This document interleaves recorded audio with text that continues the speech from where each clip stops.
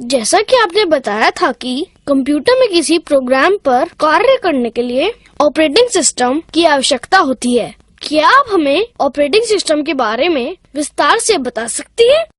बिल्कुल रोहन, चलो हम ऑपरेटिंग सिस्टम के बारे में विस्तार से विचार करते हैं। ऑपरेटिंग सिस्टम एक प्रोग्राम है जो कंप्यूटर के अन्य प्रोग्रामों से पारस्परिक संबंध स्थापित करने में हमारी सहायता करता है।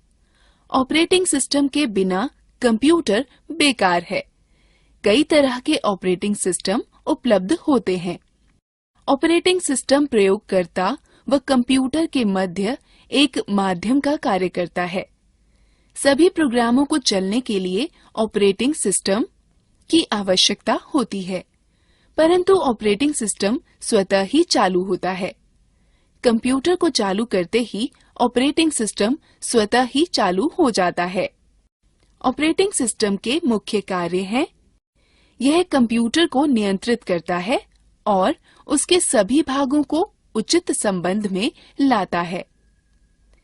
यह उपयोगकर्ता व कंप्यूटर के मध्य पारस्परिक संबंधों को सुगम करता है।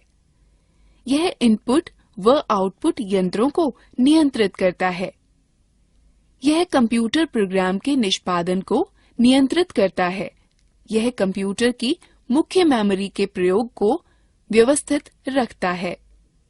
यह फाइलों को व्यवस्थित रखने व उनसे काम लेने में आपकी सहायता करता है। ऑपरेटिंग सिस्टम को दो भागों में वर्गीकृत किया जा सकता है: character user interface (CUI), graphical user interface (GUI). एक-एक कर हम इनके बारे में विचार करते हैं। कैरेक्टर यूजर इंटरफेस (CUI) में किसी तरह के आइकॉन या चित्र नहीं होते हैं। यह केवल लेख व अक्षरों पर चलता है।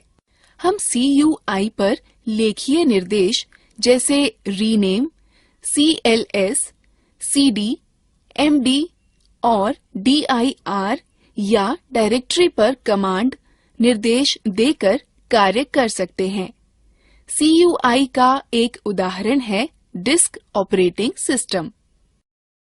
ग्राफिकल यूजर इंटरफेस GUI की पृष्ठभूमि चित्र वाली होती है और साथ-साथ बहुत सारे आइकॉन भी होते हैं।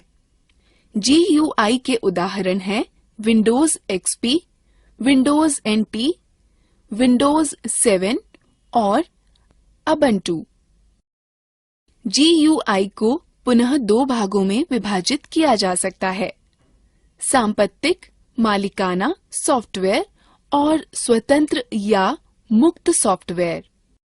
मालिकाना सॉफ्टवेयर एक प्रकार का कंप्यूटर सॉफ्टवेयर है जिसकी अनुज्ञप्ति कॉपीराइट धारक के विशिष्ट कानूनी अधिकार के अधीन होती है। मालिकाना सॉफ्टवेयर के उपयोग के लिए अनुज्ञप्ति की आवश्यकता होती है, जो उसकी फीस देने या भुगतान करने के बाद ही प्राप्त होता है। इनका प्रयोग वैध अनुज्ञप्ति के बाद ही किया जा सकता है। उपयोगकर्ता इनको न तो परिवर्तित, न साझा कर सकता है, न ही पढ़ सकता है और न ही पुनर्वितरित कर सकता है।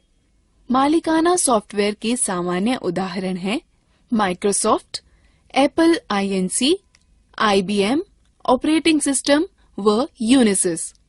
स्वतंत्र या मुक्त सॉफ्टवेयर वे सॉफ्टवेयर हैं जिनको उपयोगकर्ता इंटरनेट से बिना किसी फीस के डाउनलोड कर सकता है। यह एक खुले लाइसेंस स्रोत के तहत उपलब्ध होते हैं, जो उपयोगकर्ता को सॉफ्टवेयर परिवर्तित करने, साझा करने और पुनर्वितरित करने की आजादी देता है। यद्यपि परिवर्तन करने के लिए कॉपीराइट अधिकार नहीं दिए गए होते हैं। स्वतंत्र या मुक्त सॉफ्टवेयर के सामान्य उदाहरण हैं यूनिक्स, लाइनक्स, ऑरोरा UX और हमें माइक्रोसॉफ्ट विंडोज के बारे में जानना चाहिए, जो कि सबसे ज्यादा प्रचलित ऑपरेटिंग सिस्टम है। अरे हाँ, मैंने माइक्रोसॉफ्ट विंडोज के बारे में बहुत सुना है। माइक्रोसॉफ्ट विंडोज माइक्रोसॉफ्ट द्वारा विकसित किए गए एवं बेचे गए ग्राफिकल इंटरफेस ऑपरेटिंग सिस्टम की श्रृंखला है। अधिकतर जिन कंप्यूटरों का हम प्रयोग करते हैं उनमें माइक्रोसॉफ्ट विंडोज का ऑपरेटिंग सिस्टम पूर्व स्थापित होता है। यदि आपके कंप्यूटर में विंडो ऑपरेटिंग सिस्टम नहीं है तो आप अनुज्ञप्त प्राप्त सॉफ्टवेयर प्रमाणित सॉफ्टवेयर विक्रेता के यहाँ से खरीद सकते हैं। इसके अतिरिक्त इस सॉफ्टवेयर को माइक्रोसॉफ्ट की वेबसाइट से ऑनलाइन भी खरीदा जा सकता है। GUI इंटरफेस प्रोग्राम प्रयोग करने व उनको संगठित करने में आपकी सहायता करता है। विंडोज विजिविग प्रकार के इंटरफेस होते हैं, जिसका अर्थ है कि जो आप देखते हैं वही आप प्राप्त करते हैं। यदि आपके कंप्यूटर का ऑपरेटिंग सिस्टम विंडोज है तो कंप्यूटर चालू करते ही सबसे पहले दिखने वाली स्क्रीन डेस्कटॉप कहलाती है। आप विंडोज डेस्कटॉप का प्रयोग सभी प्रोग्राम संचालित करने संगठित करने में कर सकते हैं। डेस्कटॉप दो भागों में विभाजित होता है, मुख्य भाग या विंडोज डेस्कटॉप तथा टास्क बार। नीचे पतली पट्टी को टास्क बार कहते हैं। टास्क बार में स्टार्ट बटन होता है, जिसके जरिए हम कंप्यूटर के अन्य प्रोग्रामों तक पहुंच सकते हैं। टास्क बार की पृष्ठभूमि को वॉलपेपर कहते हैं। कंप्यूटर आरंभ करने पर सबसे पहले दिखने वाली स्क्रीन डेस्कटॉप कहलाती है। डेस्कटॉप पर दिखने वाली छोटे छोटे चित्र आइकॉन कहलाते हैं।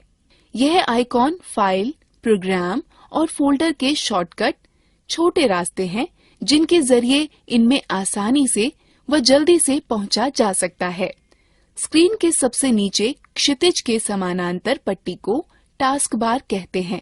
टास्क बार पर एक और स्टार्ट बटन और दूसरी तरफ कई छोटे छोटे आइकॉन व शॉर्टकट होते हैं। कंप्यूटर पर चल रहे सभी उपयोजन व प्रोग्राम टास्क बार पर आइकॉन के रूप में दिखते हैं। कंप्यूटर पर चल रहे सभी एप्लीकेशन व प्रोग्राम इन्हीं आइकॉन के द्वारा एक्सेस उपयोग किए जा सकते हैं। टास्क बार कंप्यूटर पर चल रहे विभिन्न प्रोग्रामों में एक से दूसरे पर जाने का रास्ता उपलब्ध कराता है। यदि बहुत सारे एप्लीकेशन प्रोग्राम चल रहे हों और टास्क बार पर सभी आइकॉनों के लिए स्थान कम हो तो एक तरह के आइकॉन एक समूह में आ जाते हैं। स्टार्ट बटन के द्वारा आप अन्य प्रोग्रामों व सिस्टम की अन्य उपयोगिताओं का प्रयोग कर सकते हैं। स्टार्ट मेन्यू में मौजूद कंट्रोल पैनल का उपयोग कंप्यूटर में विभिन्न हार्डवेयर और सॉफ्टवेयर के विन्यासों या सेटिंग को बदलने के लिए किया जाता है। स्टार्ट मेन्यू के हेल्प और सपोर्ट मेन्यू का उपयोग विंडोज पर कार्य के दौरान आवश्यकता पड़ने पर सहायता प्राप्त करने के लिए किया जाता है। स्टार्ट मेन्यू की सहायता से आप मात्र एक क्लिक में कंप्यूटर को बंद कर सकते हैं, लॉग ऑफ या पुनः चालू कर सकते हैं। निम्न प्रक्रिया से आप अपने सिस्टम की तारीख व समय परिवर्तित कर सकते हैं। पहले टास्क बार पर दाईं ओर दिख रहे तारीख व समय पर क्लिक करें, तब एक घड़ी व कैलेंडर प्रकट होगा। टास्क बार पर तारीख व समय पर क्लिक करें, तब समय व तारीख परिवर्तन लिंक पर क्लिक करें। तत्पश्चात समय व तारीख परिवर्तन बटन पर क्लिक करें। समय व तारीख निर्धारित करें। समय व तारीख परिवर्तन को सुरक्षित करने के लिए हाँ पर क्लिक करें और समय व तारीख डायलॉग कोष्ठ पर वापस आएं। परिवर्तन सुरक्षित करने के लिए हाँ पर क्लिक करें। समय व तारीख डायलॉग कोष्ठ को बंद। डेस्कटॉप दर्शाने वाली स्क्रीन का वह भाग है जिसे आप कंप्यूटर लॉग ऑन करने पर देखते हैं। आइकॉनों के पीछे दिखने वाले चित्र दृश्य को वॉलपेपर अथवा डेस्कटॉप की पृष्ठभूमि कहते हैं। जब आप अपने कंप्यूटर को कुछ समय के लिए निष्क्रिय छोड़ देते हैं तो एक चित्र अथवा लेख की चलचित्र की प्रदर्शित होती है। इसे स्क्रीन सेवर कहते हैं। डेस्कटॉप की पृष्ठभूमि परिवर्तित करना। आप अपने कंप्यूटर के वॉलपेपर अथवा डेस्कटॉप की पृष्ठभूमि आइकॉनों को अपनी इच्छा के चित्र और दृश्य से बदल सकते हैं। पहला, डेस्कटॉप के खाली स्थान पर माउस का दायां राइट क्लिक बटन दबाएं। तत्पश्चात सूची के वैयक्तिक विकल्प पर क्लिक करें। तत्पश्चात डेस्कटॉप की पृष्ठभूमि लिंक पर क्लिक करें। तत्पश्चात चित्र का चयन करें और उसे डेस्कटॉप की पृष्ठभूमि की नियत करें।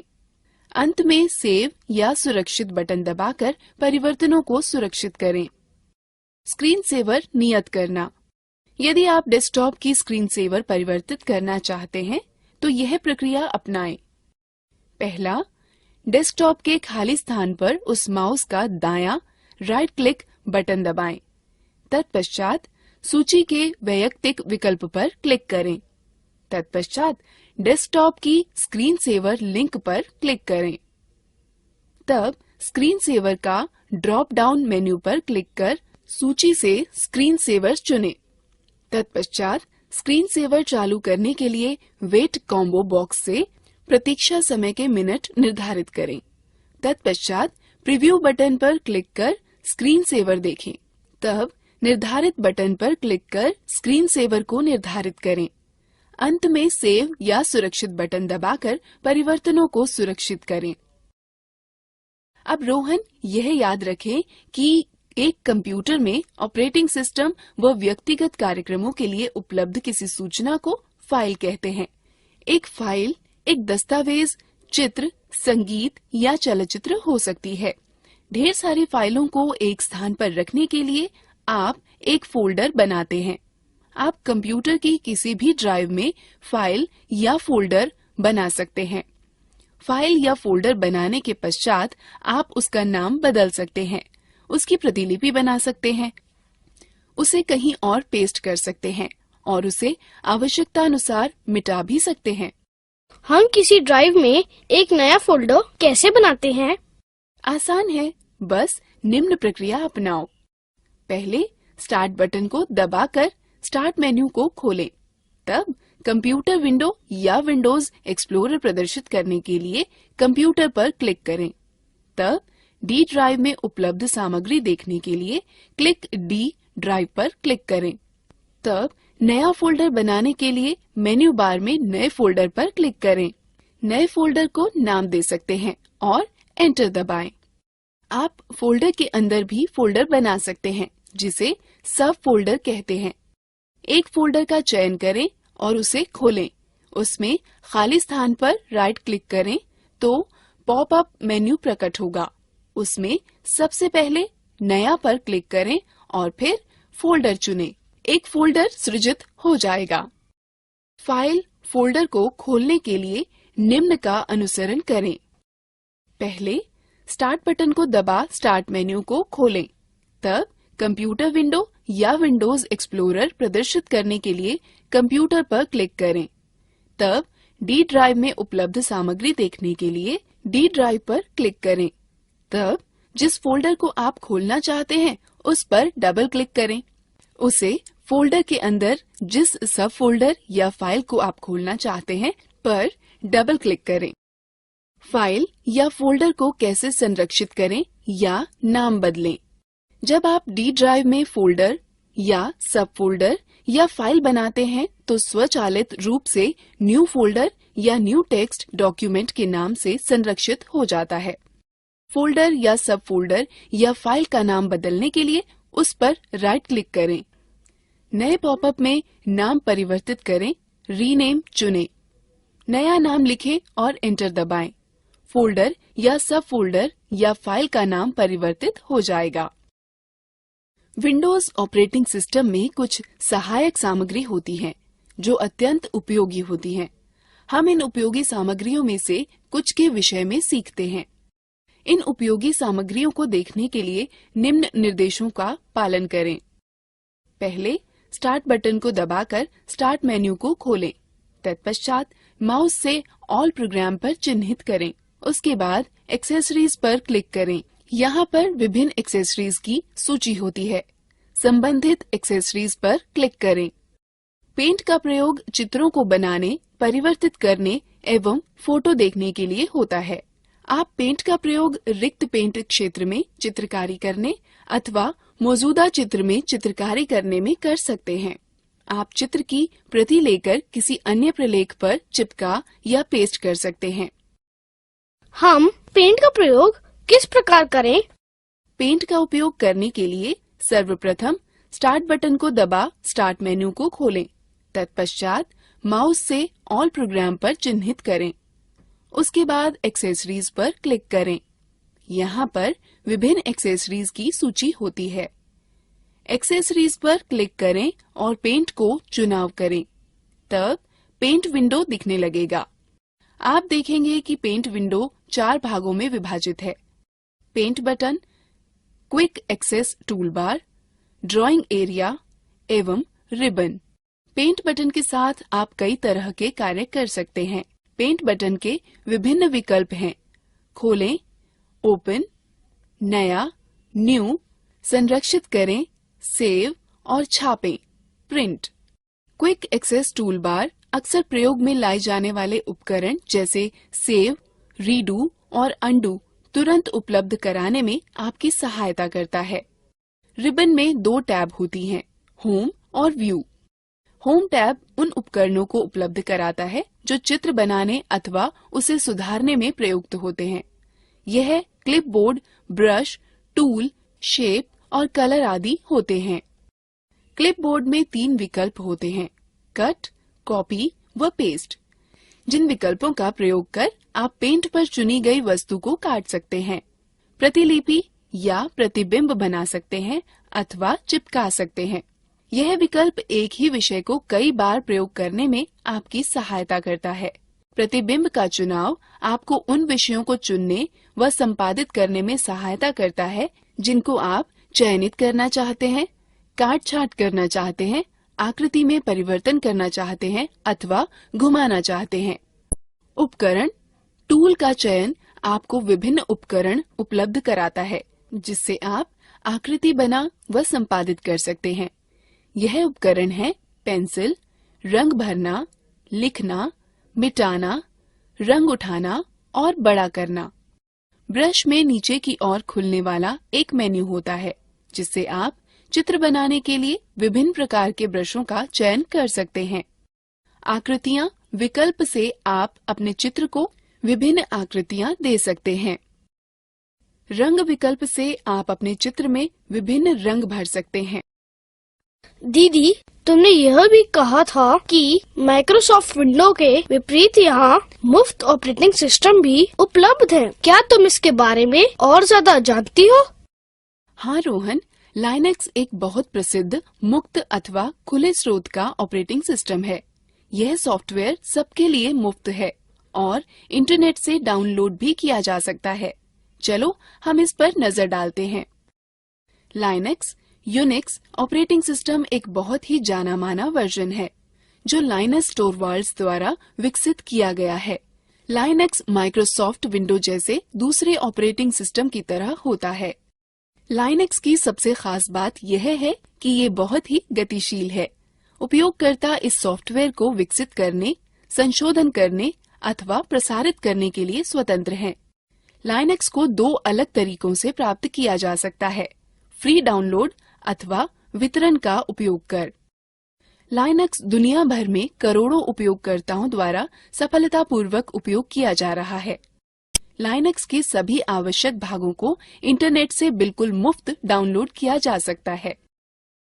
लाइनक्स उपयोग करने का एक वैकल्पिक रास्ता है जो विभिन्न कंपनियों द्वारा पेश किया जा रहा है और जिसमें विविध प्रकार के एप्लीकेशन व इंस्टॉल करने वाले प्रोग्राम जुड़े हैं जो लाइनक्स के अधिष्ठापन को आसान कर देते हैं। एक बहुत प्रसिद्ध लाइनक्स का वितरणकर्ता होता है जिसे अबंटू कहते हैं, जो कॉनिकल कंपनी द्वारा वितरित किया जाता है। अब हमें अबंटू के बारे में सीखना चाहिए। अबंटू एक स्वतंत्र मुक्त सॉफ्टवेयर प्लेटफॉर्म है जो स्मार्टफोन, टैबलेट और कंप्यूटर के द्वारा हर जगह चलाया जाता है। अबंटू में एक ग्राफिकल यूजर इंटरफेस या GUI होता है जो इसे विंडो अथवा एंड्रॉयड जैसे दूसरे प्रचलित ऑपरेटिंग की तरह बनाता है। अबंटू के वर्जन 12.10 डिफॉल्ट डेस्कटॉप वातावरण के रूप में यूनिटी का उपयोग करता है। यूनिटी डेस्कटॉप पृष्ठभूमि और 2 बार रखता है जिसे मेन्यू बार और लॉन्चर कहते हैं। मेन्यू बार डेस्कटॉप के शीर्ष पर स्थित क्षैतिज पट्टी है। लॉन्चर एक खड़ी पट्टी है जो मेन्यू बार के बाईं तरफ होती है। मेन्यू बार में सामान्य कार्य शामिल होते हैं जो उबुंटू 12.10 में उपयोग होते हैं। जो आइकन्स मेन्यू बार के दाहिने तरफ होते हैं उसे संकेतक क्षेत्र कहते हैं। कीबोर्ड सूचक आपके कीबोर्ड लेआउट चुनने और कीबोर्ड प्राथमिकताओं को बदलने की अनुमति देता है। संदेश सूचक में सभी सोशल एप्लीकेशन को शामिल किया जाता है जो तत्काल instant messenger client, email client, micro blogging application और दूसरे समान एप्लीकेशन को सम्मिलित रखता है। नेटवर्क सूचक आपको तारयुक्त अथवा तारमुक्त नेटवर्क को आसानी से जोड़ने और नेटवर्क कनेक्शन को प्रबंधित करने की अनुमति देता है। ध्वनि सूचक ध्वनि की मात्रा के रूप में अच्छी तरह से उपयोग अपने म्यूजिक प्लेयर और ध्वनि सेटिंग्स समायोजित करने के लिए एक आसान तरीका प्रदान करता है। घड़ी सही समय प्रदर्शित करती है और कैलेंडर समय और तारीख सेटिंग्स का उपयोग करने के लिए आसान तरीका उपलब्ध कराता है। यूजर मेन्यू आपको अलग अलग उपयोगकर्ताओं और ऑनलाइन सामग्री और उपयोगकर्ता खातों के बीच परिवर्तन करने की अनुमति देता है। एक सत्र या सेशन सूचक सिस्टम सेटिंग का उपयोग करने, सॉफ्टवेयर अपडेट करने, प्रिंटर डिवाइस को लॉक करने के लिए सेशन विकल्प प्रदान करने, सेशन से लॉग आउट होने, कंप्यूटर को पुनः आरंभ करने या पूरी तरह से बंद करने के लिए आसान तरीका उपलब्ध कराता है। एप्लीकेशन मेन्यू एक प्रणाली है जहां किसी एप्लीकेशन में विभिन्न कार्य जैसे परिवर्तन करने, देखने आदि को निष्पादित किए जा सकते हैं। अन्य GUI वातावरण के विपरीत यूटिलिटी में आवेदन मेन मेन्यू बार के बाईं ओर स्थित है। एक विशिष्ट आवेदन को देखने के लिए आप सूचक का प्रयोग करके डेस्कटॉप के मेन्यू बार पर आवेदन आइकन के लिए माउस को स्थानांतरित कर सकते हैं। यह डेस्कटॉप के मेन्यू बार में खुद को ऊपर रखकर एप्लीकेशन को सक्षम करेगा, इसलिए इस एप्लीकेशन को देखा और इस्तेमाल किया जा सकता है। माउस को मेन्यू बार से दूर ले जाने पर डेस्कटॉप फिर से दिखाई देने लगता है। यूटिलिटी का वह फीचर जो एप्लीकेशन दिखाता है, एप्लीकेशन के मेन्यू केवल जब जरूरत होती है, जब ये नेटबुक और लैपटॉप उपयोगकर्ताओं के लिए फायदेमंद होता है और इसे अधिक मुक्त वर्क स्पेस प्रदान करता है। ऊर्ध्वाधर पट्टी के आइकन्स जो स्क्रीन के बाईं तरफ होते हैं लॉन्चर कहलाते हैं। जब यह लॉन्चर चलाया जाता है तो यह सक्रिय आइकन्स के एप्लीकेशनों को आसान पहुंच प्रदान करता है। लॉन्चर में सबसे ऊपर पहला आइकन डैश कहलाता है जो एक निर्णायक खोज व मूल तत्व है। एक एप्लीकेशन को लॉन्चर से रन करने अथवा पहले से रन हो रही एप्लीकेशन को प्रदर्शित करने के लिए एप्लीकेशन आइकन पर क्लिक करते हैं।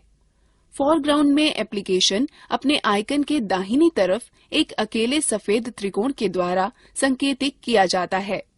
लॉन्चर के द्वारा एप्लीकेशन जोड़ना और हटाना। एक एप्लीकेशन को जोड़ने के लिए लॉन्चर के एप्लीकेशन आइकन पर दाहिने क्लिक करके और लॉन्चर के लॉक का चयन करके एप्लीकेशन को रन करें। लॉन्चर से एक एप्लीकेशन को हटाने के लिए पहले एप्लीकेशन आइकन पर दाहिने क्लिक करें, फिर अनलॉक से लॉन्चर का चयन करें। डैश एक औजार है जिसकी मदद से आप कंप्यूटर पर एप्लीकेशन व फाइलों का तेजी से पता लगा सकते हैं व उन तक पहुंच सकते हैं। डैश का पता लगाने के लिए लॉन्चर के सबसे ऊपर वाले आइकॉन जिस पर उबुंटू का प्रतीक चिन्ह बना हो पर क्लिक करें। डैश आइकन का चयन करने पर एक और विंडो खुलेगी जिसमें सबसे ऊपर सर्च बार के साथ ही हाल में इस्तेमाल की गई एप्लीकेशन, फाइल और डाउनलोड का संग्रह भी होगा। डैश आपको स्थानीय स्तर व सुदूर की सूचनाएं खोजने की अनुमति देता है। डैश की मुख्य विशेषताएं। डैश की दो मुख्य विशेषताएं हैं, फाइलें व फोल्डर ढूंढना और एप्लीकेशन को ढूंढना। वर्क स्पेस आपको एप्लीकेशन को एक समूह में करने की अनुमति है जो अव्यवस्था को कम करता है और डेस्कटॉप नेविगेशन में सुधार लाता है। मूलभूत रूप से उबुंटू में 4 वर्कस्पेस होते हैं। एक वर्कस्पेस से दूसरे वर्कस्पेस पर जाने के लिए लॉन्चर पर वर्कस्पेस स्विचर पर क्लिक करें। यह एप्लीकेशन आपको एक वर्कस्पेस से दूसरे वर्कस्पेस पर जाने की अनुमति देता है। विंडोज को बंद करना, अधिकतम करना, न्यूनतम करना व बहाल करना। न्यूनतम बटन विंडो को वर्तमान में दिखाई पड़ने वाली स्क्रीन से हटाकर उसे लॉन्चर में रखा देता है। अधिकतम बटन एप्लीकेशन को विंडोज की पूरी स्क्रीन पर फैला देता है। विंडोज को बंद करने के लिए विंडो के ऊपर बाएं कोने पर दिए हुए क्रॉस बटन पर क्लिक करें। विंडो को वर्कस्पेस पर इधर उधर ले जाने या हटाने के लिए माउस के पॉइंट को विंडो के टाइटल बार पर ले जाएं और माउस के बाएं बटन से क्लिक करें तथा बाएं बटन को दबाए रखते हुए विंडो को खींचें। विंडो का आकार बदलने के लिए माउस पॉइंटर को विंडो सिरे पर या कोने पर ऐसे रखें कि माउस पॉइंटर दो तरफा तीर में परिवर्तित हो जाएगा, जिसे रीसाइज आइकॉन कहते हैं। माउस के बाएं बटन से क्लिक करें तथा बाएं बटन को दबाए रखते हुए विंडो को खींचें। कंप्यूटर पर फाइल का पता लगाने के दो तरीके हैं। सीधे लॉन्चर के डैश के माध्यम से जिस फोल्डर में फाइल रखी गई हो का पता लगाकर उस तक पहुंचना, या सामान्यतः उपयोग में लाए जाने वाले फोल्डरों व हाल में ही प्रयुक्त फाइलों में फाइल व फोल्डर टूल का प्रयोग करना। गो मेन्यू सामान्यतः प्रयोग में आने वाली फोल्डरों की सूची होती है। गो में जाने के लिए अपने माउस को बार पर सबसे ऊपर ले जाएं और गो को चुनें। तब इस मेन्यू कंप्यूटर पर क्लिक करके अपने कंप्यूटर की फाइलें खोजें। यदि आप होम नेटवर्क स्थापित करते हैं तो आपको साझा की गई फाइल या फोल्डरों के लिए मेन्यू में आइटम मिल जाएगा। होम फोल्डर का प्रयोग व्यक्तिगत फाइलों को संग्रहित करने के लिए किया जाता है। यह उपयोगकर्ता के लॉगिन नाम से मेल खाता है। इसमें बहुत सारे वे फोल्डर होते हैं जो इंस्टॉलेशन के दौरान अपने आप बन जाते हैं। इसमें डेस्कटॉप दस्तावेज, डाउनलोड, म्यूजिक, संगीत, चित्र, पब्लिक, टेम्पलेट्स और वीडियो शामिल हैं। Nautilus file manager. जैसे विंडो के पास फाइल व फोल्डरों को खोजने के लिए विंडो एक्सप्लोरर होता है, उसी प्रकार उबुंटू फाइल व फोल्डरों को खोजने के लिए डिफॉल्ट रूप से नॉटिलस फाइल मैनेजर का प्रयोग करता है। दीदी, नॉटिलस फाइल मैनेजर कहाँ है? Nautilus file manager window. Desktop पर एक फोल्डर पर डबल क्लिक करो, नॉटिलस फाइल मैनेजर विंडो खुल जाएगी। डिफॉल्ट विंडो में निम्न विशेषताएं होती हैं: menu bar, title bar, tool bar, बायां पैन व दायां पैन। नॉटिलस नेविगेट करने के निम्न पद हैं। फोल्डरों के बीच नेविगेट करने के लिए नॉटिलस फाइल मैनेजर के बाएं पैन में पुस्तक चिन्हों का प्रयोग करें। वापस जाने के लिए पाथ बार में फोल्डर के नाम पर क्लिक करें। एक दिखने वाले फोल्डर पर डबल क्लिक आपकी उसे नेविगेट करने में सहायता करेगा। नॉटिलस के साथ फाइल को खोलने के लिए उसके आइकन पर डबल क्लिक करें अथवा आइकन पर दायां क्लिक करें और ओपन विथ के विकल्पों में एक को चुनें। नॉटिलस में एक नया फोल्डर बनाने व सेव करने के लिए पहले फाइल पर क्लिक करें और फिर क्रिएट न्यू फोल्डर पर क्लिक करें। उसके बाद बनने वाले डिफॉल्ट फोल्डर का नाम अनटाइटल्ड फोल्डर को इच्छानुसार नाम दें। यह नॉटिलस में सुरक्षित हो जाएगा। फाइल या फोल्डर को कॉपी करने या प्रतिलिपि बनाने के स्टेप्स हैं: पहले एडिट पर क्लिक करें, फिर आइटम पर क्लिक करें अथवा राइट क्लिक करें और पॉपअप मेन्यू से कॉपी चुनें। अब आप कॉपी की गई फाइल को इच्छित स्थान पर पेस्ट करें। कई नॉटिलस विंडोज का प्रयोग करना। आप निम्न प्रकार से कई नॉटिलस विंडो भी खोल सकते हैं। पहले फाइल बनाएं, तब न्यू विंडो पर क्लिक करें। यह नई विंडो खोलेगा और आपको फाइलों या फोल्डरों को दो स्थानों से ड्रैग करने की अनुमति देगा। नया टैब खोलने के लिए पहले फाइल पर क्लिक करें, फिर न्यू टैब। फाइल की ब्राउजिंग के लिए प्रयोग किए जाने वाले स्थान के ऊपर दो टैब युक्त एक नई पंक्ति खुलेगी। दूसरा पैन खोलने के लिए व्यू पर क्लिक करें, फिर एक्स्ट्रा पैन पर। यह आपको टैब या विंडो के मध्य स्विच किए बिना ही दो स्थानों पर एक साथ देखने की सुविधा देता है। आप नॉटिलस या डैश का प्रयोग कर फाइल या फोल्डर को खोज सकते हैं। पहले नॉटिलस में गो सर्च फॉर फाइल पर क्लिक करें या कंट्रोल के साथ F दबाएं। फिर जो खोजना चाहते हो उसे टाइप करें। डैश में सबसे ऊपर सर्च बार में आप केवल खोज का टर्म टाइप करें। उबुंटू में लिब्रे ऑफिस सबसे अधिक लोकप्रिय सुइट है जो डिफॉल्ट रूप से स्थापित होता है। यह भी वैसी ही कार्यप्रणाली उपलब्ध कराता है जैसे कि Microsoft Word, Excel, PowerPoint, सिर्फ इसके कि यह एक मुक्त स्वतंत्र सॉफ्टवेयर है। इन सभी एप्लीकेशनों तक लॉन्चर के द्वारा पहुंचा जा सकता है। इसमें निम्न घटक शामिल हैं जो दूसरे ऑपरेटिंग सिस्टम में अलग अलग नामों से पाए जाते हैं: writer, word processor, clack, spreadsheet, impress, presentation, draw, drawing sheet, base, database, math, equation editor. क्या मुक्त स्वतंत्र सॉफ्टवेयर के विषय में सीखना मजेदार नहीं था? चलो अब हम लोग मजेदार गतिविधि में भाग लेंगे। दीदी, क्या मोबाइल फोन व टैबलेट भी कंप्यूटर की तरह ऑपरेटिंग सिस्टम रखते हैं? हाँ रोहन, आजकल मोबाइल फोन व टैबलेट भी पर्सनल कंप्यूटर के ऑपरेटिंग सिस्टम की खूबियाँ रखते हैं। साथ ही साथ अन्य खूबियाँ जैसे touch screen, cellular, Bluetooth, wifi, GPS mobile, navigation, camera, video camera, speech recognition, आवाज रिकॉर्डर, म्यूजिक प्लेयर व अन्य विशेषताएं। अधिकांश मोबाइल फोनों में एंड्रॉयड, विंडोज अथवा सिम्बियन ऑपरेटिंग सिस्टम होता है। ओह, मैं मोबाइल फोनों के विषय में और बहुत कुछ जानना चाहता हूँ। क्या आप मुझे सिखा सकती हैं? हाँ बिल्कुल, चलो यहाँ से शुरू करते हैं कि एक मोबाइल फोन में विभिन्न सुविधाओं का प्रयोग कैसे करते हैं। सबसे पहले यह सीखते हैं कि मोबाइल फोन से कॉल कैसे करते हैं। कॉल करने के लिए कीपैड पर फोन नंबर टाइप करें। यदि आपके पास स्मार्टफोन है तो होम स्क्रीन पर फोन आइकन पर जाएं और उस पर टैप दें। आप स्क्रीन पर नंबर पैड देखेंगे। जिस नंबर पर आप बात करना चाहते हैं उसे टाइप करें। उसके बाद बाईं तरफ हरा बटन अथवा उत्तर बटन दबाएं। स्मार्टफोन होने पर हरे बटन पर टैप दें। स्क्रीन दर्शाएगी कि नंबर डायल हो रहा है कि कनेक्ट हो रहा है। इस तरह आप कॉल कर सकते हैं। कॉल समाप्त करने के लिए लाल बटन दबाएं अथवा लाल बटन पर टैप दें। अब हम सीखते हैं कि कॉल का उत्तर कैसे दें अथवा निरस्त कैसे करें। जब आपके फोन की घंटी बजे तो उत्तर देने के लिए हरा बटन दबाएं। स्मार्टफोन होने पर बाएं से दाएं स्वाइप करें।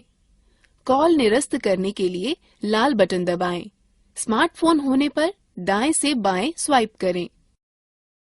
हम पिछले मिलाए गए नंबर पर कॉल कैसे कर सकते हैं? आसान है। पहले होम स्क्रीन पर बाईं तरफ के हरे बटन को दबाएं। यह सभी डायल किए गए, प्राप्त किए गए व छूटे नंबरों की सूची दिखाएगा। स्मार्टफोन होने पर फोन आइकन पर टैप दें। यह सभी डायल किए गए, प्राप्त किए गए व छूटे नंबरों की सूची दिखाएगा। उसके पश्चात नंबर चुनें और हरा बटन दबाएं। इसी तरह स्मार्टफोन होने पर नंबर पर टैप दें। नंबर की डायल होने लगेगा। आप कॉल इतिहास इस तरह देख सकते हैं। पहले स्टैंड बाय मोड में मेन्यू दबाएं। स्मार्टफोन होने पर फोन आइकन पर टैप दें। तब कॉल रजिस्टर या कॉल इतिहास या कॉल लॉग चुनें। उसके बाद यह प्राप्त कॉल, छूटी कॉल, डायल की गई कॉल के 3 टैब दिखाएगा। फिर जिस टैब को आप देखना चाहते हैं उस पर क्लिक करें। यह आपको कॉलों की सूची, समय व तिथि के साथ दिखाएगा। स्मार्टफोन होने पर सभी कॉलें एक ही सूची में दिखेंगी। हरा तीर प्राप्त कॉलें, नीला तीर डायल की गई कॉलें व लाल तीर छूटी कॉलें दर्शाता है। आप नंबर पर कॉल कर सकते हैं। नंबर को संपर्क बुक में सुरक्षित कर सकते हैं या उस पर संदेश भेज सकते हैं। फोन में ध्वनि का स्तर को निम्न रूप से अनुकूल करते हैं। सबसे पहले फोन की मुख्य स्क्रीन में मेन्यू बटन दबाएं, फिर विकल्प मेन्यू में सेटिंग पर क्लिक करें। उसके बाद सेटिंग मेन्यू में साउंड या ऑडियो विकल्प चुनें। उसके बाद साउंड मेन्यू में वॉल्यूम विकल्प ढूंढें। रिंगर या रिंगटोन में वॉल्यूम कंट्रोल पाए जाते हैं। अंत में स्पीकर विकल्प पर चुनें व कीपैड को ऊपर नीचे कर वॉल्यूम लेवल सेट करें। आपके स्मार्टफोन में आवाज नियंत्रित करने वाले बटन बाहर होते हैं। मात्र इधर उधर दबाकर आवाज की प्रबलता नियंत्रित की जाती है। मैं अपने मित्र का फोन नंबर व अमित का नाम शामिल करना चाहता हूँ। मैं कैसे कर सकता हूँ? आप नया संपर्क ऐसे जोड़ सकते हैं। जब फोन स्टैंड बाय मोड में हो तो मेन्यू दबाएं। स्मार्टफोन होने पर फोन आइकॉन पर टैप दें। तब मेन्यू विकल्प में अपने फोन की फोन बुक पर जाएं। यह होम स्क्रीन पर फोन के एक चित्र अथवा शब्द फोन बुक या संपर्क से दिखाई गई होगी। अब उपलब्ध विकल्पों में न्यू कॉन्टैक्ट का चयन करें।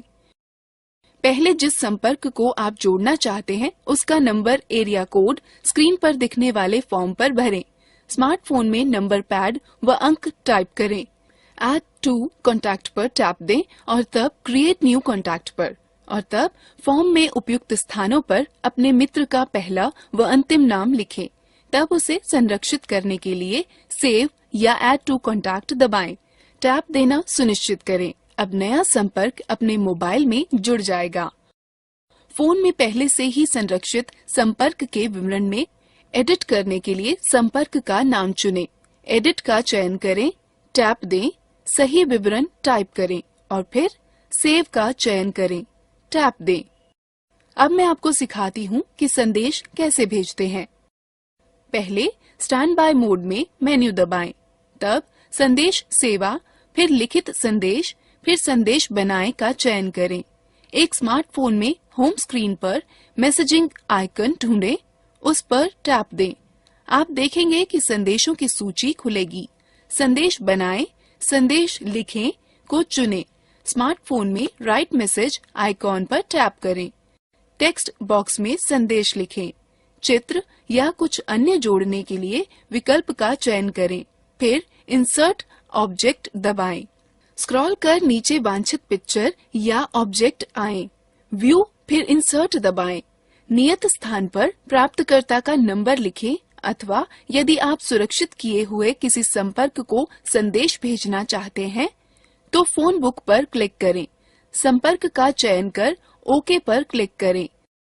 स्मार्टफोन में प्राप्तकर्ता के नाम के कुछ अक्षर टू कॉलम में लिखें। आप देखेंगे कि कॉन्टैक्ट बुक से नामों की सूची प्रकट होगी।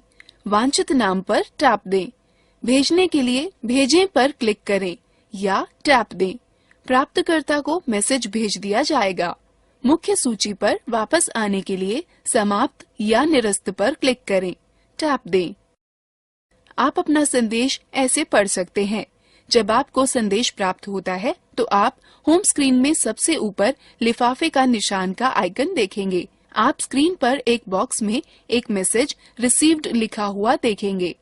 नए संदेश को देखने के लिए शो दबाएं, संदेश पढ़ें। दीदी, क्या हम मोबाइल फोन के द्वारा इंटरनेट का प्रयोग कर सकते हैं? बिल्कुल रोहन, तुम कर सकते हो। यह तो बहुत अच्छा है। मोबाइल फोन द्वारा इंटरनेट का प्रयोग करने के लिए हमें क्या चाहिए होगा? मोबाइल फोन द्वारा इंटरनेट का प्रयोग करने के लिए आपको चाहिए होगा एक मोबाइल फोन जो इंटरनेट एक्सेस या उपयोग को समर्थित करता हो, एक मोबाइल फोन सेवा जो डेटा संचरण का समर्थन करती हो, जैसे 2G, 3G और वाईफाई। फोन द्वारा इंटरनेट तक पहुंचने के लिए डेटा सेटिंग के साथ मोबाइल सर्विस प्रोवाइडर से एक खाता। बहुत सारे mobile phone data account setting के साथ ही आते हैं। यदि आपका नहीं है तो आपको सेवा प्रदाता के ग्राहक सेवा केंद्र से बात करनी चाहिए। आप अपने स्मार्टफोन पर मोबाइल इंटरनेट सेवा इस तरह स्थापित कर सकते हैं। पहले अपने स्मार्टफोन के सेटिंग मेन्यू पर नेविगेट करें। स्मार्टफोनों में यह ऐप्स मेन्यू के सेटिंग आइकॉन के माध्यम से या कभी-कभी नोटिफिकेशन बार के माध्यम से किया जा सकता है। सेटिंग मेन्यू में आपको वायरलेस व नेटवर्क सेटिंग्स खोजनी होगी।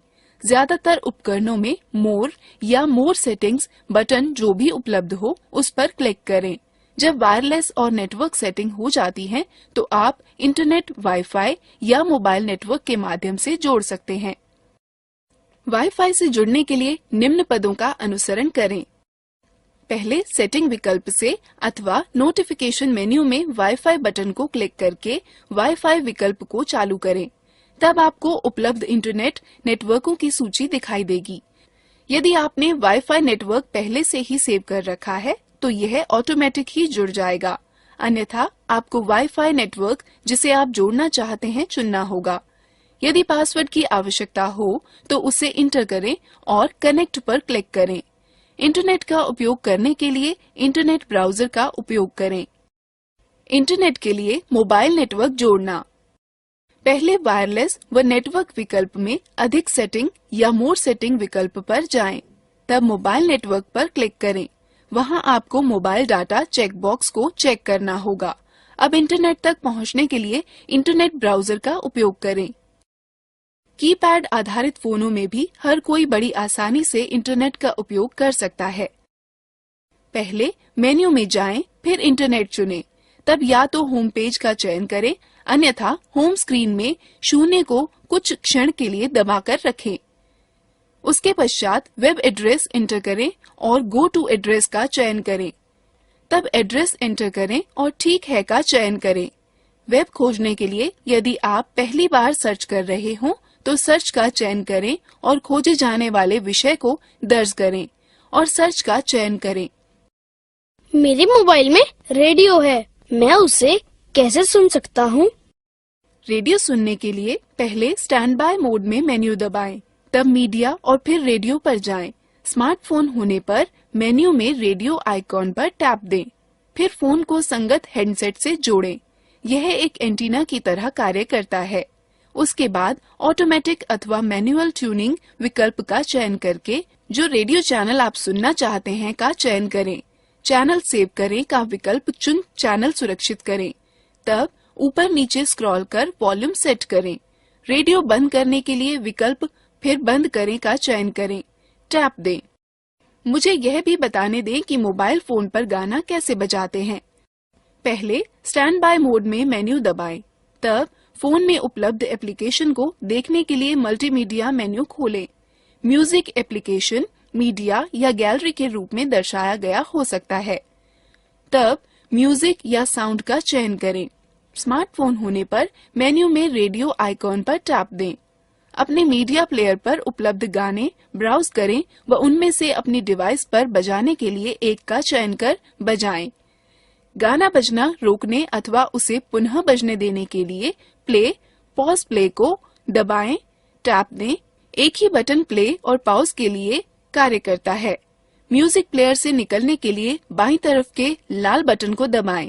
स्मार्टफोन में पॉज बटन टैप दें। आपको अपने फोन पर गाने स्टोर करने के लिए मेमोरी कार्ड की आवश्यकता होगी।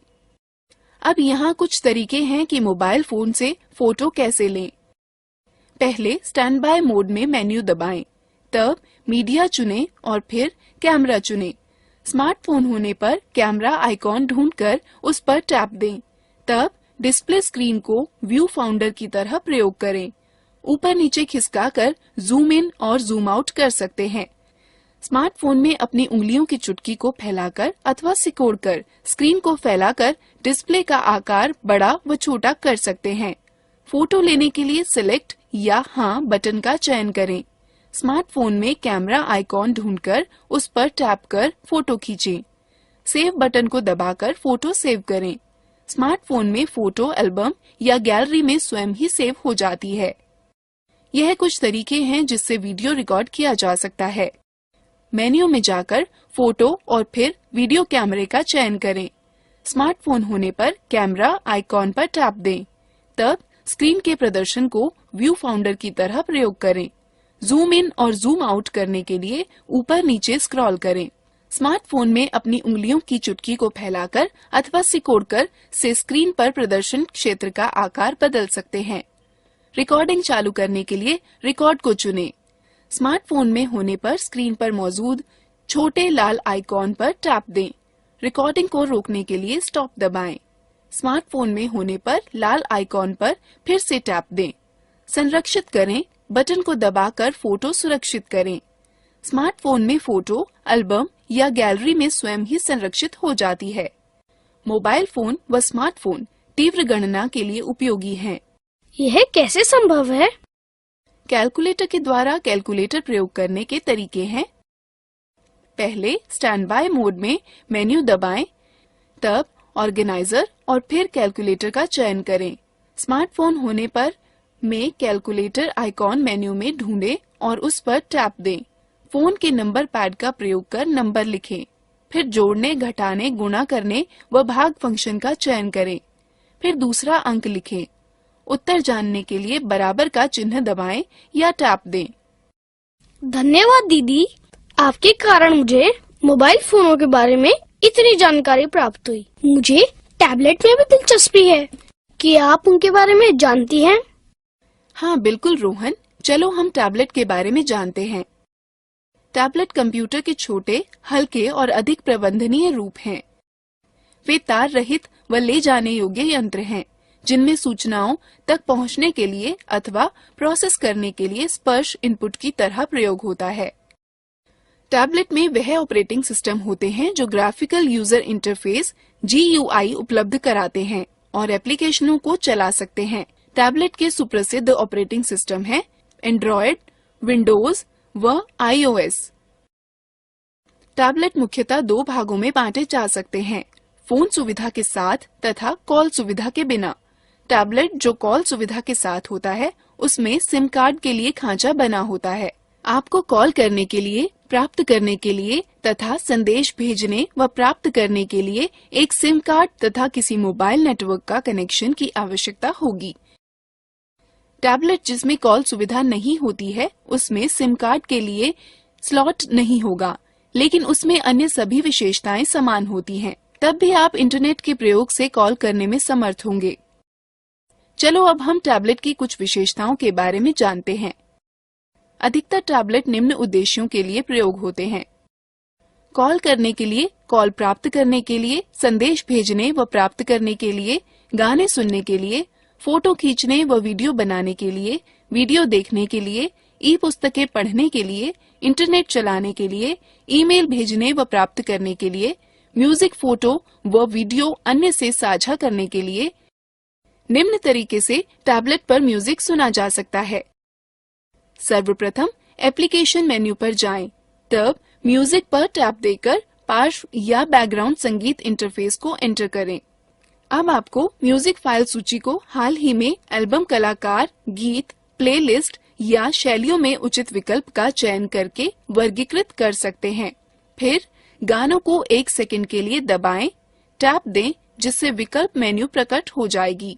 इसके बाद आप play, add to playlist, shop for artist, delete या सर्च विकल्पों में से किसी एक का चयन कर सकते हैं। तब प्ले पर टैप देकर पार्श्व संगीत इंटरफेस को एंटर करें और फिर बजाने के लिए गानों पर टैप दें। निम्न तरीके से टैबलेट में फोटो खींची जा सकती है। सर्वप्रथम एप्लीकेशन मेन्यू पर जाएं और कैमरा आइकॉन पर टैप देकर कैमरा इंटरफेस को एंटर करें। तब फोटो मोड चुनने, इच्छित फोटो मोड पर टैप दें। कैमरे को विषय की ओर केंद्रित करें। ऑटो फोकस को सक्रिय करने के लिए स्क्रीन पर किसी स्थान को छुएं और दबाए रखें। फोटो लेने के लिए उंगली उठाएं। टैबलेट से वीडियो रिकॉर्ड करने के लिए सर्वप्रथम एप्लीकेशन मेन्यू पर जाएं और कैमरा आइकॉन पर टैप देकर कैमरा इंटरफेस को एंटर करें। तब वीडियो मोड चुनने के लिए फोटो मोड में पसंद किए हुए आइकॉन पर टैप दें। कैमरे को विषय की ओर केंद्रित करें। टैप देकर रिकॉर्डिंग शुरू करें। रिकॉर्डिंग बंद करने के लिए टैप दें। फोटो व रिकॉर्ड किए गए वीडियो मिटाने के स्टेप्स हैं। जिस फोटो या वीडियो को आप मिटाना चाहते हैं, इसे खोजें। ट्रैश आइकॉन दिखाई दिए जाने के लिए स्क्रीन पर टैप दें। फोटो या वीडियो को मिटाने के लिए इस पर टैप दें। आप फोटो और वीडियो इस तरह देख सकते हैं। पहले एल्बम ढूंढकर उस पर टैप दें, फिर जिस फोटो या वीडियो को देखना चाहते हैं उस पर टैप दें।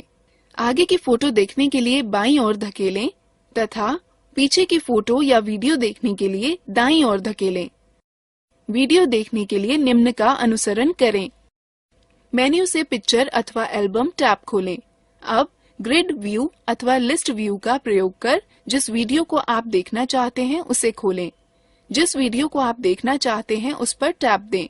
यदि प्लेबैक नियंत्रण प्रदर्शित नहीं हो रहे हैं तो उन्हें देखने के लिए स्क्रीन पर टैप दें। वीडियो रोकने के निम्न पद हैं। जब वीडियो चल रहा हो तो प्लेबैक नियंत्रण देखने के लिए स्क्रीन पर टैप दें। उसके बाद वीडियो को रोकने या चलाने के लिए पॉज या रीस्टार्ट पर टैप दें। वीडियो पीछे करना अथवा तेजी से आगे बढ़ाने के पद हैं। जब वीडियो चलने के दौरान प्लेबैक नियंत्रण देखने के लिए स्क्रीन पर टैप दें। इसके बाद वीडियो को तेजी से आगे ले जाने के लिए प्रोग्रेस बार मार्कर को दाईं ओर और पीछे ले जाने के लिए बाईं ओर खींचें। टैबलेट में ई बुक पढ़ने के लिए पहले टैबलेट में इंस्टॉल किए हुए डिफॉल्ट बुक रीडर पर जाएं। फिर बुक रीडर आइकॉन पर टैप दें। उसके बाद पूर्व स्थापित किताबों में से जो किताब पढ़नी हो उसका चयन करें। फिर किताब पढ़ना प्रारंभ करने के लिए बुक्स आइकॉन पर टैप दें। मैंने सुना है कि आप टैबलेट से ईमेल भेज व प्राप्त कर सकते हैं। हाँ रोहन, टैबलेट पर इंस्टॉल किए हुए विशिष्ट एप्लीकेशनों का प्रयोग करके लगभग सभी पॉपअप या IMAP ईमेल पतों का उपयोग ईमेल भेजने व प्राप्त करने के लिए कर सकते हैं। चलिए हम आपको टैबलेट में ईमेल लिखने के तरीकों के बारे में बताते हैं। मेन्यू में इंटरनेट ब्राउजर आइकॉन पर क्लिक करें, फिर ईमेल आइकॉन पर क्लिक करें। एक विंडो खुलेगी जिसके शीर्ष पर एक क्षैतिज बार होगा। जिस ईमेल सर्विस प्रदाता का उपयोग करना चाहते हो उसका URL एंटर करें। उदाहरण के लिए www.gmail.com। अब दिए गए स्थान पर यूजर नेम व पासवर्ड डालें व साइन इन पर टैप दें। यहाँ इस पृष्ठ पर कंपोज या राइट न्यू पर टैप दें। नई विंडो में सेवा में के क्षेत्र में प्राप्तकर्ता का ईमेल ID एंटर करें। विषय के क्षेत्र में विषय एंटर करें। बीच के खाली स्थान में संदेश एंटर करें। तत्पश्चात सेंड आइकॉन पर टैप दें। प्राप्त ईमेल को पढ़ने के लिए पहले जब आपको कोई ईमेल प्राप्त होगी तो स्क्रीन पर सबसे ऊपर एक लिफाफा बनकर आएगा। आइकॉन को देखने के लिए स्क्रीन को नीचे खिसकाएं। यथाक्रम मेन्यू में ईमेल भेजने वाले के आइकन पर जाएं। अब आइकॉन पर टैप दें। स्क्रीन पर आपका मेल इनबॉक्स खुल जाएगा। ईमेल पर टैप दें और उसे पढ़ें। हम किसी फाइल को टैबलेट पर कैसे ढूंढते हैं? टैबलेट में फाइल या फोल्डर ढूंढने के दो तरीके हैं। आप या तो टैबलेट पर स्थापित फाइल मैनेजर का प्रयोग करें या तो होम स्क्रीन पर स्थित ऑनलाइन सर्च इंजन का प्रयोग करें। फाइल मैनेजर का प्रयोग करके होम स्क्रीन पर फाइल मैनेजर या फाइल ब्राउजर ऐप ढूंढें। उस पर टैप दें। यह सबसे ऊपर माय फाइल दिखाएगा। सूची से वांछित फाइल या फोल्डर को ढूंढें। उसे खोलने के लिए उस पर टैप दें। सर्च इंजन का प्रयोग करके होम स्क्रीन पर मैग्नीफाइंग ग्लास की तरह दिखने वाले सर्च आइकॉन को ढूंढें। उस पर टैप दें जिससे एक नई विंडो प्रकट होगी। आप देखेंगे कि उस पर एक क्षैतिज टैब में सर्च लिखा होगा। उसमें जो सूचना आप ढूंढना चाहते हैं उसके पहचान शब्द लिखें। ऑनलाइन सर्च का परिणाम स्क्रीन पर आ जाएगा। इसको खोलने के लिए वांछित पर टैप दें। हम टैबलेट से संदेश कैसे भेज सकते हैं? टैबलेट से संदेश भेजने के लिए निम्न पदों का अनुसरण करें। होम स्क्रीन पर मैसेजिंग आइकॉन ढूंढें अथवा मेन्यू आइकॉन पर टैप दें। सभी एप्लीकेशनों में मैसेजिंग आइकॉन ढूंढें। मैसेजिंग आइकॉन पर टैप देने पर आप प्राप्त संदेशों की सूची देखेंगे। राइट न्यू आइकॉन खोजें जो कि स्क्रीन पर एक लिफाफे के साथ जमा के चिन्ह अथवा पेंसिल के साथ जमा के चिन्ह द्वारा प्रदर्शित किया गया होगा। उस पर टैप दें। टू कॉलम में प्राप्तकर्ता के नाम के कुछ शब्द लिखें। आप कॉन्टैक्ट बुक से कुछ नामों की सूची देखेंगे। वांछित नाम पर टैप दें। वह नाम 2 कॉलम में छप जाएगा। राइट मैसेज पर टैप दें और अपना संदेश लिखना प्राप्त करें। संबंधित आइकॉन पर टैप दें।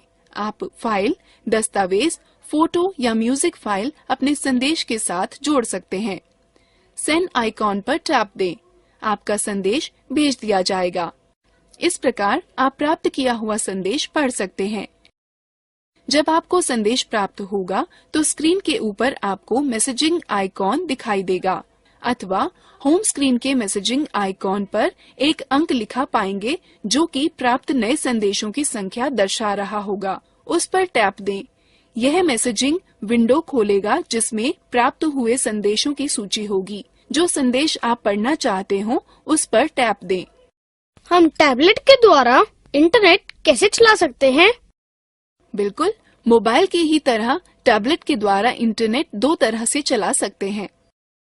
पहला, वाईफाई से जोड़कर टैबलेट वाईफाई निम्न रूप से जोड़ा जाता है। पहला, आप अपने टैबलेट के सेटिंग मेन्यू में जाएं।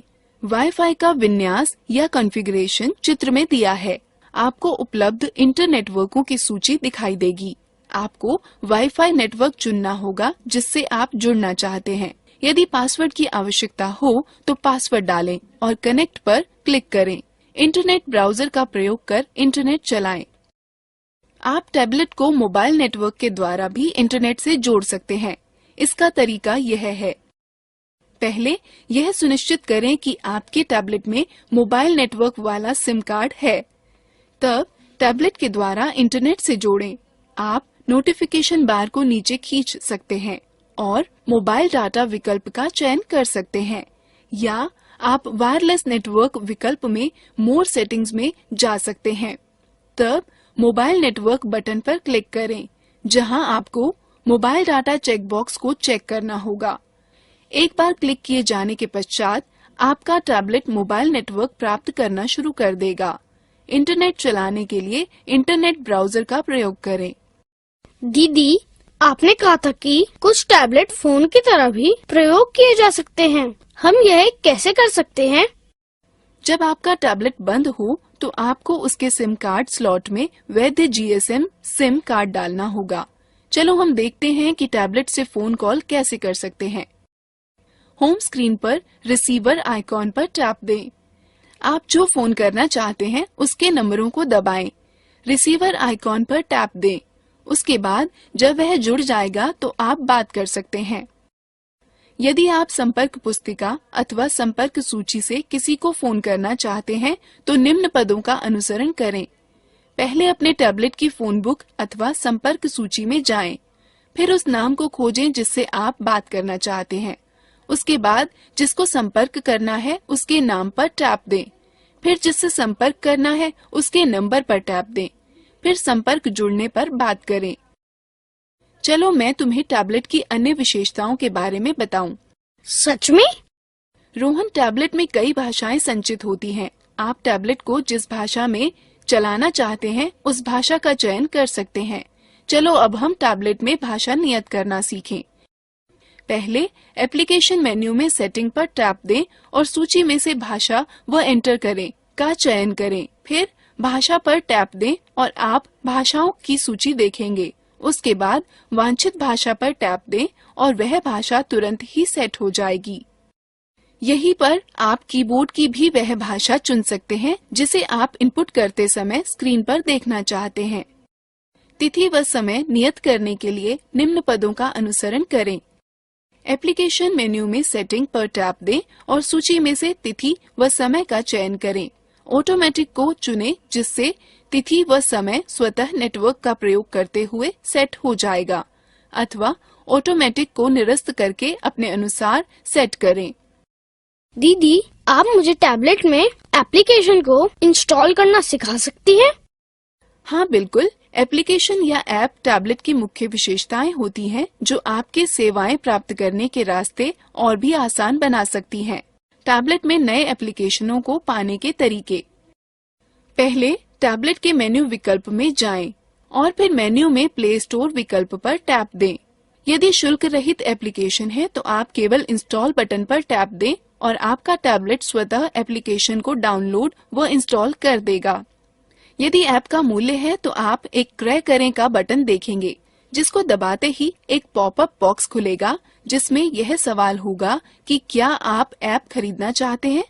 हाँ का विकल्प चुनकर जिसकी पुष्टि किए जाने पर आपको डेबिट कार्ड या क्रेडिट कार्ड की जानकारी व भुगतान का विवरण भरना होगा। फिर एप्लीकेशन को इंस्टॉल करने के लिए स्क्रीन पर आने वाले निर्देशों का पालन करना होगा। अभी के लिए इतना ही रोहन। क्या मोबाइल फोन व टैबलेट के विषय में जानना मजेदार नहीं था क्या? हाँ बिल्कुल था दीदी, बहुत सा धन्यवाद। अब मैं मोबाइल फोन व टैबलेट के विषय में बहुत जान गया हूँ। यह कोई समस्या नहीं है। अब हम लोग मजेदार गतिविधि में भाग लेते हैं।